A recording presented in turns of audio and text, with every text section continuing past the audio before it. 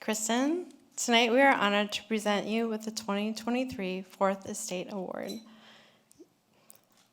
You are in good company. Ladies and gentlemen, please welcome our 2023 honoree, Kristen Welker of the NBC News.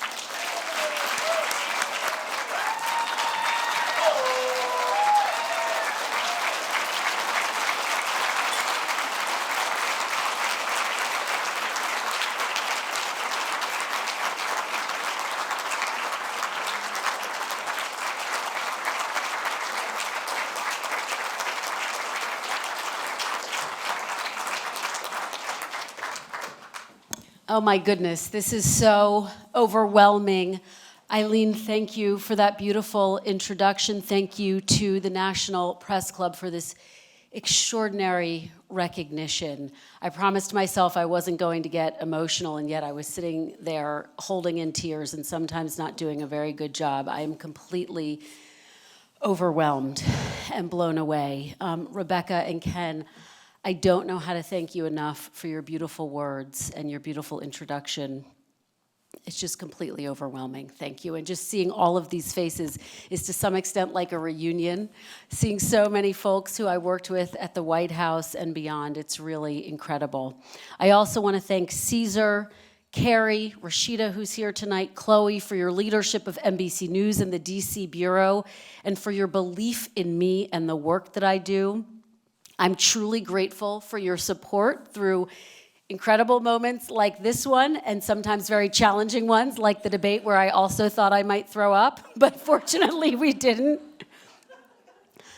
A huge thanks to David Gellis, who is the executive producer of Meet the Press and my partner in this extraordinary journey. And to all of my NBC News colleagues who are here tonight, Peter Alexander, Andrea Mitchell, Carol Lee, to name just a few, you are like my family. Thank you for being here. Thank you for your beautiful words in that video. I remember when the great Andrea Mitchell received this same recognition several years ago, and I just sat in the audience in awe of her and this, and of the National Press Club, and so it is just so humbling to be here. I also want to thank Chuck Todd, who of course had the confidence to pass the baton to me. He is not here tonight, but we talk all of the time, and he continues to be such an incredible presence in my life. My parents, I am so blessed to say, Harvey and Julie Welker are here.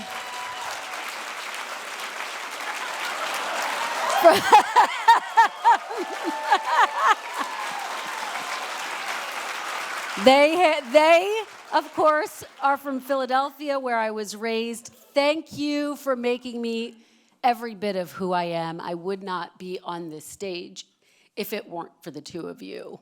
So thank you.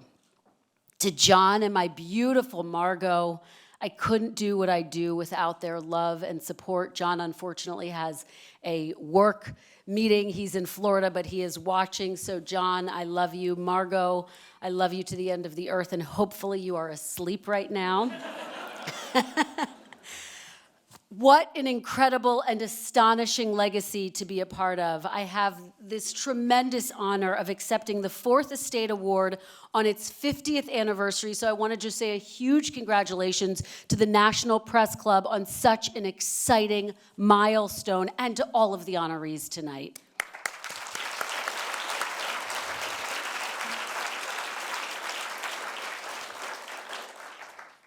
But I want to dedicate this award to my countless fellow reporters who cannot be here tonight. We've been talking about them throughout the evening, those covering the conflicts in Ukraine and the Middle East, and especially those who are targeted and persecuted for their work. They are reminders of why we do what we do, and that in too many places around the globe, fighting for a free press is still dangerous and sometimes deadly. So tonight, and every night, we keep Evan, Austin, Alsu in our minds, in our hearts. We will not rest until they are home. And we are so honored that you can be here tonight. And please know that you are always in our thoughts.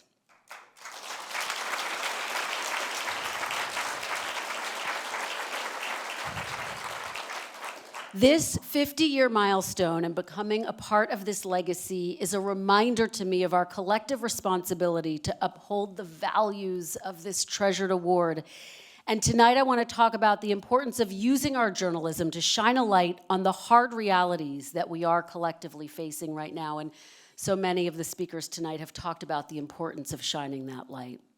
We are confronting a crisis of trust in our institutions, in government, and yes, in media as well.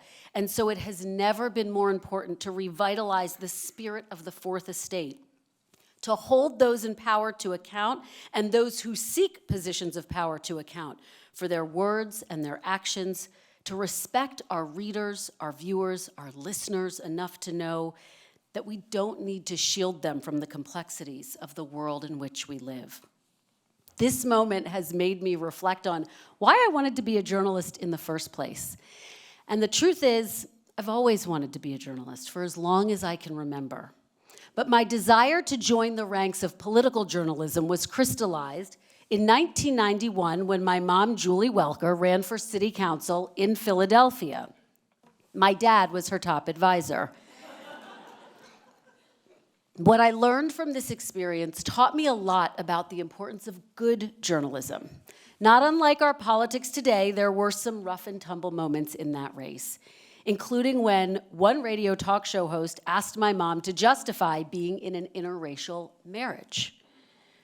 It was a question that may have been of some interest to some of the voters at the time, but in my mind, I thought it probably did little to help illuminate for voters my mom's plans to improve the 5th district where we lived. It was then that I started to understand the power and importance of responsible journalism. It made me ask myself some hard questions. Who was asking the questions? Whose interests were they serving?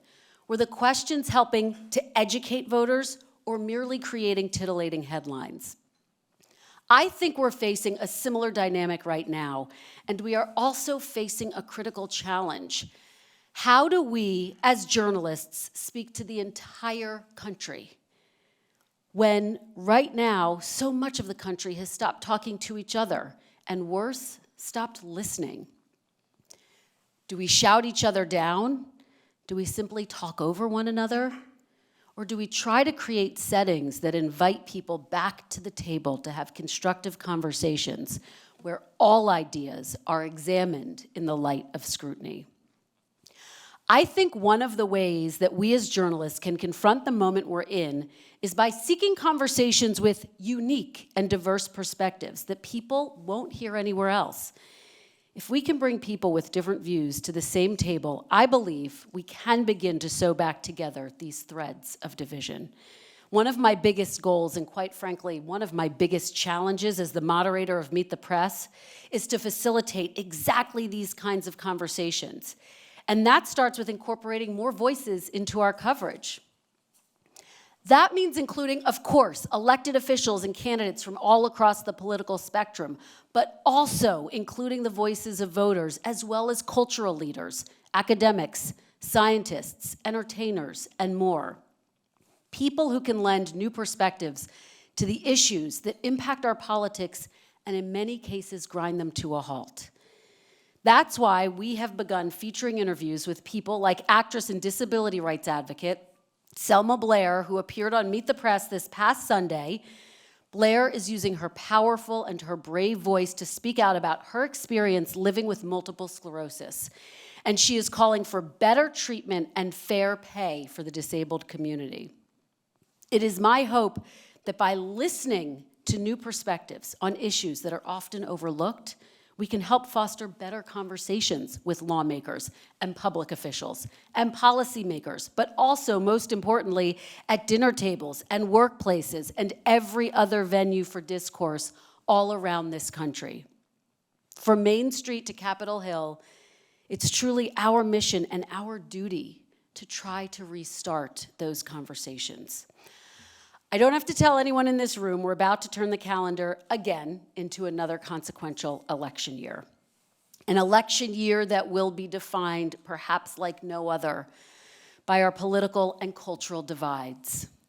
As we consider our role and our responsibility as journalists this coming year, we are so equipped, perhaps better than anyone, to give our audiences what they need to make good decisions. But telling people how to think or what to think has never been a part of that role, and it isn't today either. The viewpoints of our elected officials and of those who are seeking higher office matter.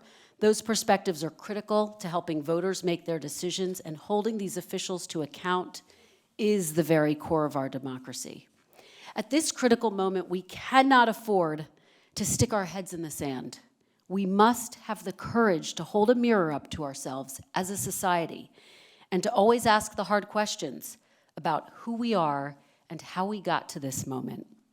And furthermore, we have to trust our audience that they will have the tools and the capacity to make decisions if we do our jobs well.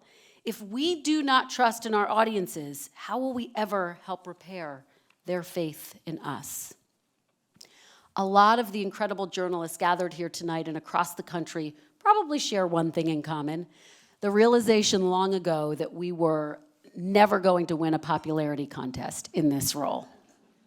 Rather, we are here to participate in the hard work of uncovering the truth as best as we can for the people we serve.